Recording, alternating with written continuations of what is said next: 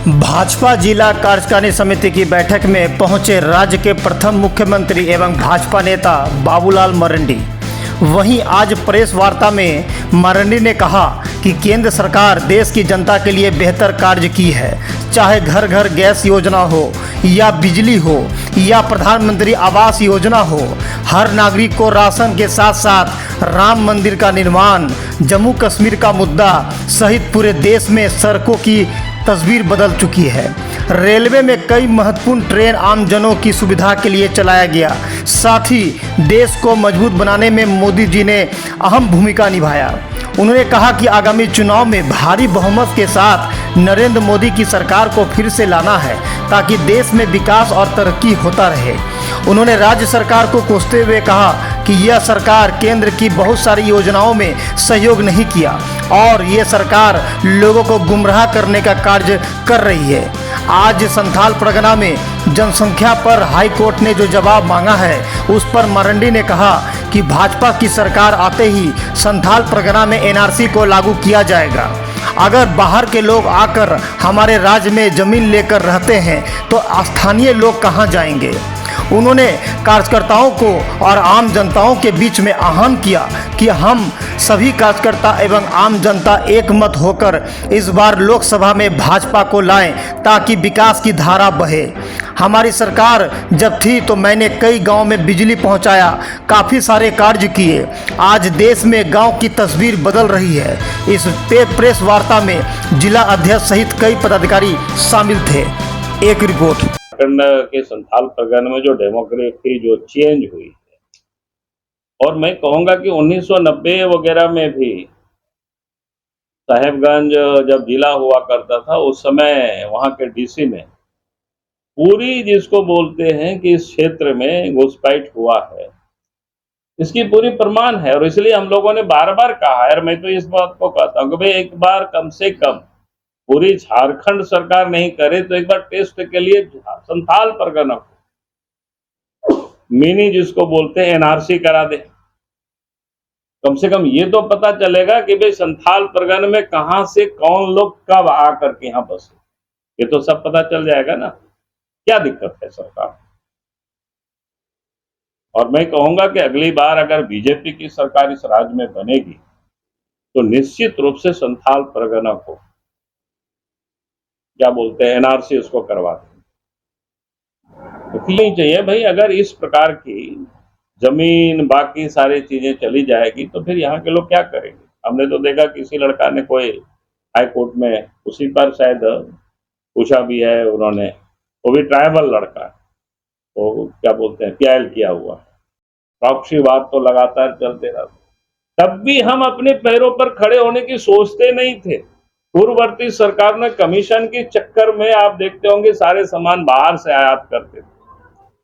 मोदी जी ने कहा कि नहीं, हम अगर अपने पैरों पर अपने दम पर देश को हम खड़ा नहीं करेंगे तो फिर देश कभी सुरक्षित नहीं हो सकता है। देश के प्रधानमंत्री ने आज उस काम को किया। आज देख रहे होंगे और दुनिया के साथ भी संबंध को अच्छा किया। जो लोग कह रहे थे कि देश में बीजेपी की सरकार होगा, मोदी जी प्रधानमंत्री, पता नहीं मुस्लिम कंट्री से कैसे रहेगा। अब जितनी भी यानी अगर अब पाकिस्तान को छोड़ दिया जाए तो दुनिया के जितने भी मुस्लिम कंट्री है, भारत का संबंध किसी से छुपा हुआ नहीं है। जिस मुस्लिम कंट्री में पहले कोई सोच नहीं सकता था, आप देखते होंगे कि दुबई वगैरह में भी जाकर के इस प्रकार से वहां भी मंदिरें बन रही है, वहां भी लोग हैं। कहने का मतलब है कि भारत की जो विचारधारा है वो संसार अब समझने को कोशिश कर रही है कि भाई क्या है भारत में। अब वहां भी आप गीता, रामायण, महाभारत आप लोगों को पढ़ाना शुरू कर रहे हैं अपने बच्चों को। यानी भारत की जो विरासत उसको समझने की लोग आज दुनिया कोशिश कर रही है, नहीं तो पहले कोई समझने को कहां तैयार। तो कहने का अर्थ है कि इन 9 वर्षों में देश के प्रधानमंत्री नरेंद्र मोदी जी ने कामों की गिनती करे तो बहुत सारे हैं, 370 हो या फिर राम मंदिर का सवाल हो, बहुत सारे इस प्रकार के विषय आप सब लोग जान ही रहे होंगे। तो इन 9 वर्षों की जो मोदी जी की उपलब्धि है, इन उपलब्धियों को लेकर के हमारे कार्यकर्ता बिल्कुल हम सब घर घर जाएंगे लोगों के बीच, और ताकि आने वाला 2024 फिर से एक बार देश के प्रधानमंत्री नरेंद्र मोदी, ये देश की जनता उनको चुने, ताकि देश और तरक्की करे, आगे बढ़े, मजबूत हो। किसान है देश में, किसानों को किसान सम्मान निधि, जिसके तहत साल में 6,000 रुपया डायरेक्ट बेनिफिट जिसको बोलते हैं, डीबीटी के माध्यम से ट्रांसफर कर देना। तो ये जो इस प्रकार, फिर स्वास्थ्य के क्षेत्र में जो गरीब पहले पैसे के अभाव में इलाज नहीं करा पाते थे, आयुष्मान भारत योजना के तहत गरीब से गरीब भी 5 लाख रुपया तक के इलाज का वो अवेल कर सकते हैं, सुविधा वो प्राप्त कर सकते हैं। तो ये ऐसी योजना है जो देश का सबसे बड़ा, मैंने दुनिया की एक बहुत बड़ा योजना जिसको बोलते, इतनी बड़ी आबादी को, लगभग 85 करोड़ आबादी उससे कवर्ड हो रहे हैं। तो आप सोच सकते हो कि किस प्रकार से उन गरीबों को ये सहूलियत, फिर one nation one ration card, पहले ये भी बड़ी दिक्कतें होती थी। आप चाहे कहीं मजदूर, गरीब क्लास के लोग मजदूरी करने कहीं जाते हैं तो कहीं भी राशन ले सकते हैं। तो ये ऐसी कई एक सुविधाएं जिसको कह सकते हैं, मैंने आपको संक्षिप्त में कह रहा हूँ, इन सारी योजनाओं के साथ, और देश को भी मजबूत करना, देश की सरहद को भी मजबूत करना।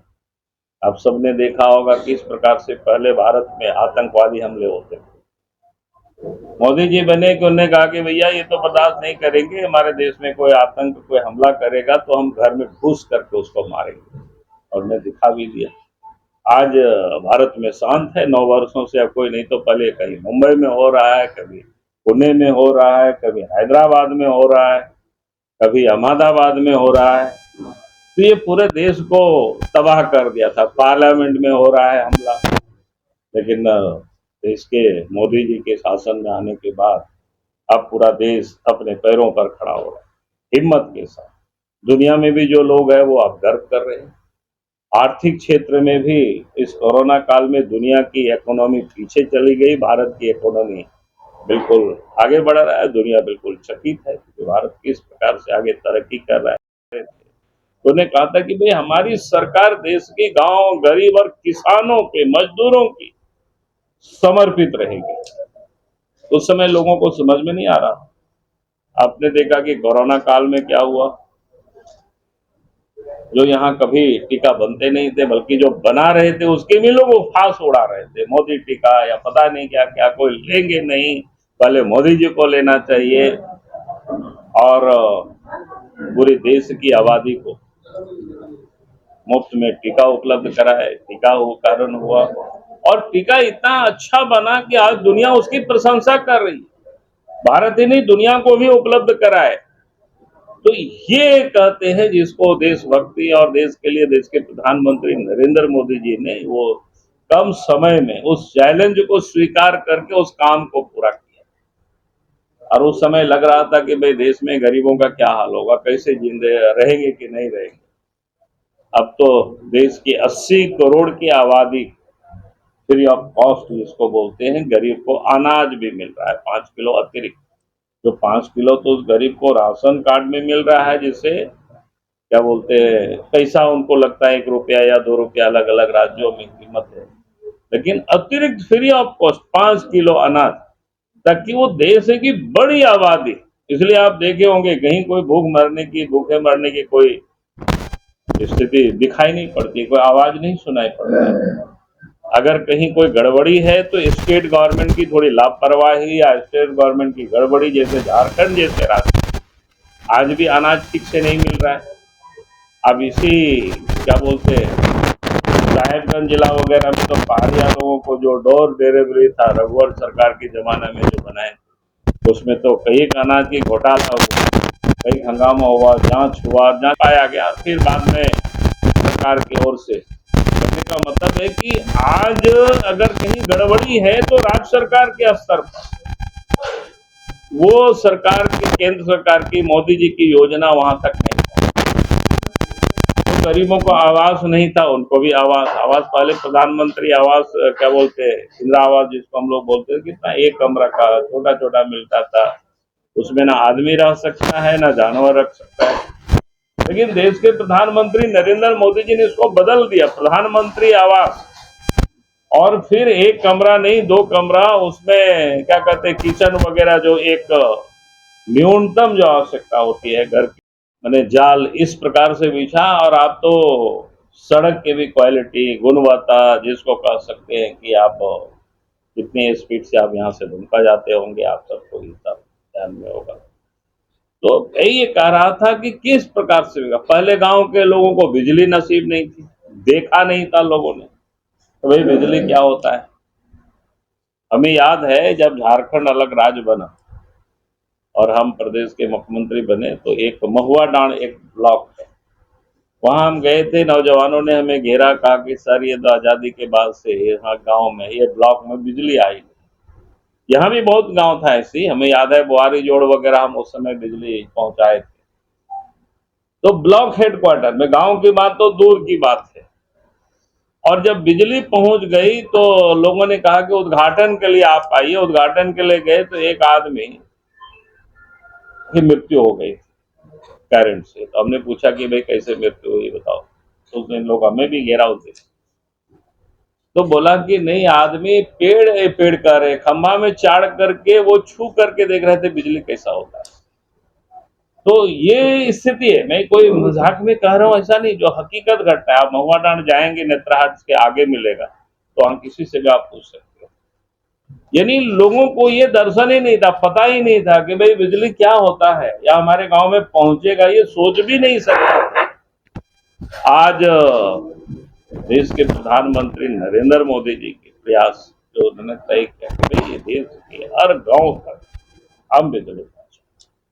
तो 98 में एमपी बने तो टेलीफोन भी एमपी की रिकमेंडेशन पर लगता था घरों में, उसमें भी बड़ा दिक्कत। रिकमेंडेशन पर क्या बोलते हैं, टेलीफोन बूथ भी लोग लगाते थे। अब मैं कह सकता हूं कि वो सारे प्रथा समाप्त हो गई। अब तो हर लोगों के जेब में आप मोबाइल आ गया, और नेट की जो कनेक्टिविटी है अब गांव तक पहुंच गई। तो ये देश के प्रधानमंत्री नरेंद्र मोदी जी ने, कि ऐसा नहीं है कि ये जो मोबाइल है कोई बड़े लोगों के लिए, पैसे वालों के लिए, ऐसा नहीं कि आज सब्जी बेचता है या क्या बोलते हैं चरवाहा है, कहीं भेड़ बकरी भी चरा रहा है, उसके जेब में भी आज मोबाइल है, उनके जेब में भी 4G 5G आप सब उपलब्ध हो रहे हैं। यानी किस प्रकार से कनेक्टिविटी, इसको इन्होंने सुविधा उपलब्ध करा दी देश की जनता को। अब सस्ते में, पहले कितना महंगा होता था, हम लोग उस समय की याद करते हैं, कड़ी महंगा पड़ता था। अब तो क्या है कि 200 टका में आप महीना दिन बात करते रहिए, जितना बात करना कोई दिक्कत नहीं। पत्नी से बात करिए, साली से बात करिए, दोस्त से बात करिए, होता है कि नहीं होता है बताओ।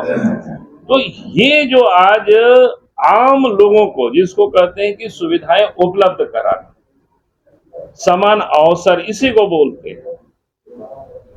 पहले सड़क वगैरह क्या स्थिति थी, गांव तक पहुंचने का बहुत ही दिक्कत था।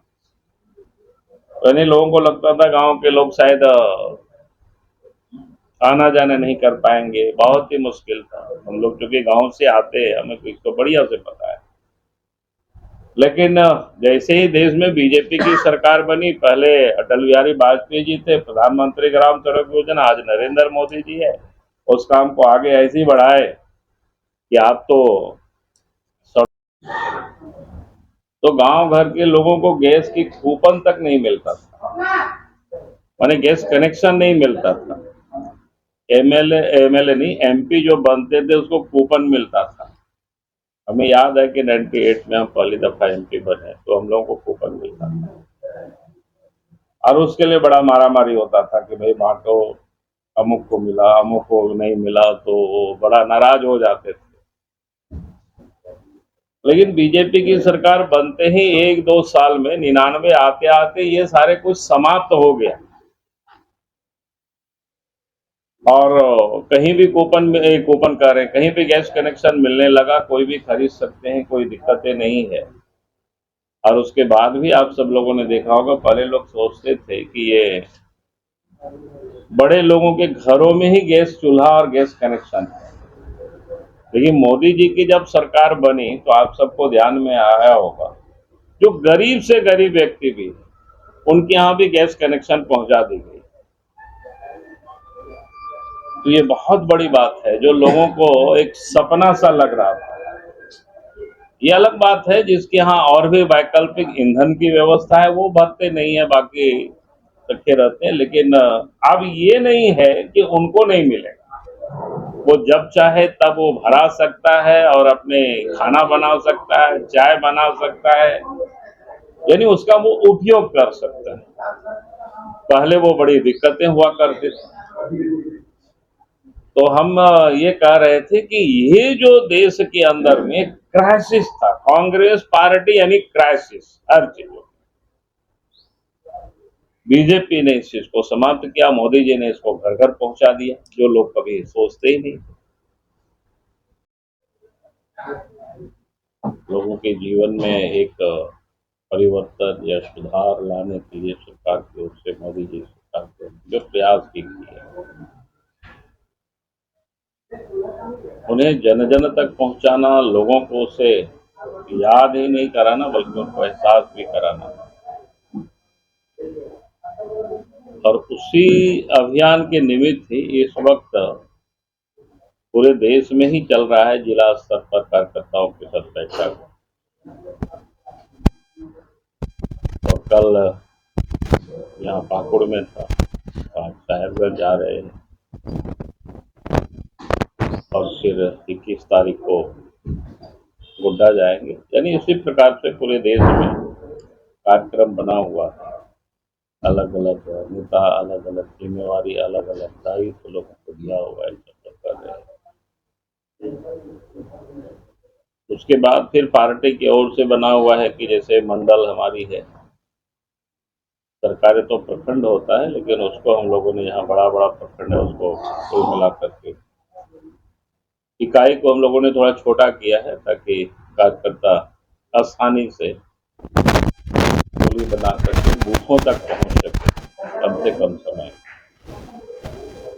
तो वो भी बैठकें होगी, 24 तारीख तक मंडल स्तर की बैठकें होगी, उसमें से जिला के बाकी लोग रहेंगे। क्योंकि अगर इन 9 वर्षों के कार्यकाल को देखें, या इसको हम ये कहें भारतीय जनता पार्टी की जब से सरकार बनी,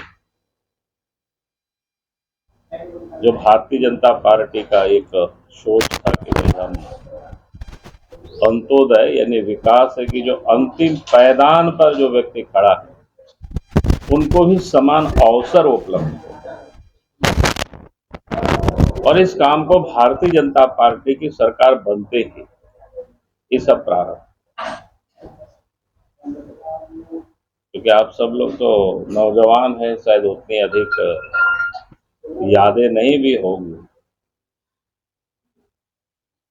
अब याद करिए जब इस देश में कांग्रेस की सरकार हुआ करती थी, परिचय करने की कोई औपचारिकता फॉर्मेलिटी की जरूरत है, हमको आप लोग पहचानते ही।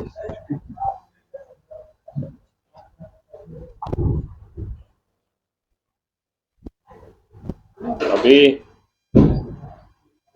पूरे देश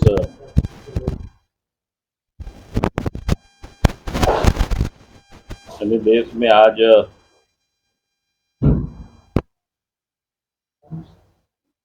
श्री नरेंद्र मोदी जी के नेतृत्व में जो सरकार बनी है उसके 9 वर्ष अब पूरा होने को जा रहा है, और 9 वर्षों की पूरा होने के बाद यानी 9 वर्षों के कार्यकाल की उपलब्धियों को लेकर के पार्टी 30 मई से 30 जून तक महाजनसंपर्क अभियान बनाए। उसमें कई प्रकार के कार्यक्रम है, तो डिटेल कार्यक्रमों की जानकारी आप सब लोगों को मिलते रहेगी 30 मई से लेकर के 30 जून तक। और महाजनसंपर्क अभियान में ये तय हुआ है कि भाई हमें इन 9 वर्षों की उपलब्धियों को लेकर बूथ स्तर के जो हमारे कार्यकर्ता है, बूथ स्तर के नहीं बल्कि जितने भी कार्यकर्ता है पार्टी के, चाहे वो प्रदेश के नेता हो चाहे केंद्र के नेता हो, किसी न किसी बूथ से जुड़े हुए होते ही हैं। तो ये तय हुआ कि भाई हमें घर घर संपर्क अभियान, हमें देश के कोई एक भी घर छूटे नहीं, ये प्रयास है।